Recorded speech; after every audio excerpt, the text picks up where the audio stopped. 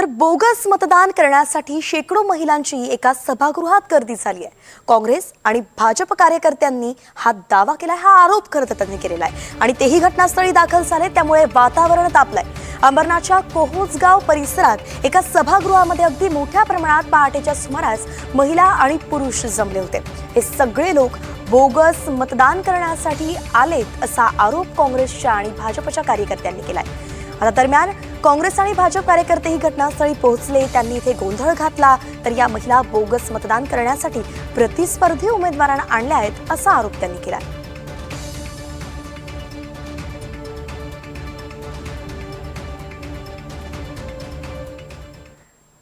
तर अंबरनाथमधून आपले प्रतिनिधी अमजद खान आपल्यासोबत जोडले गेलेत। अमजद, सध्याची ताजी अपडेट तिथली सांगा। वैष्णवी, अंबरनाथ नगर परिषदेसाठी आज मतदानाचा दिवस आहे आणि 7:30ला मतदानाला सुरुवात देखील झाली आहे। मात्र मतदानाचा आधी अंबरनाथमध्ये कोहोजगाव हा परिसर आहे, या परिसरात एका हॉलमध्ये मोठ्या संख्येने महिला आणि पुरुष आणले गेले होते।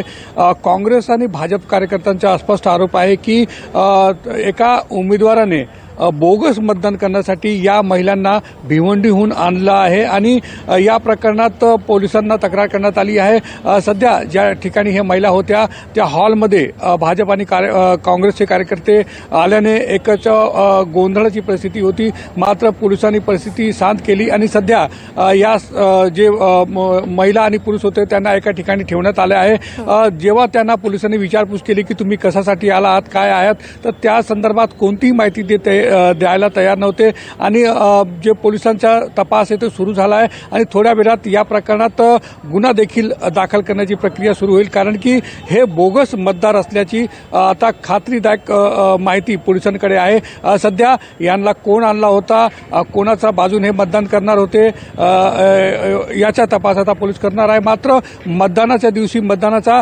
काही वेळापूर्वी हे एवढा मोठ्या प्रमाणात ज्या प्रकारे महिला आणि पुरुष बोगस मतदान सापडले आहे, त्यामुळे अंबरनाथमध्ये एकच जे वातावरण पाहायला मिळतं आहे की गोंधळाची परिस्थिती आहे। वैष्णवी, अमजद, खरं तर गंभीर हा प्रश्न तिथे उपस्थित झालेला आहे, कारण की आता पोलीस सुद्धा त्यांची खात्री पटतीये की हे बोगस मतदारच आहेत आणि तसा तपास आता पुढे सुरू होतोय। कशा पद्धतीने कारवाई होती याची प्रत्येक अपडेट घेत राहू। तुर्तास धन्यवाद।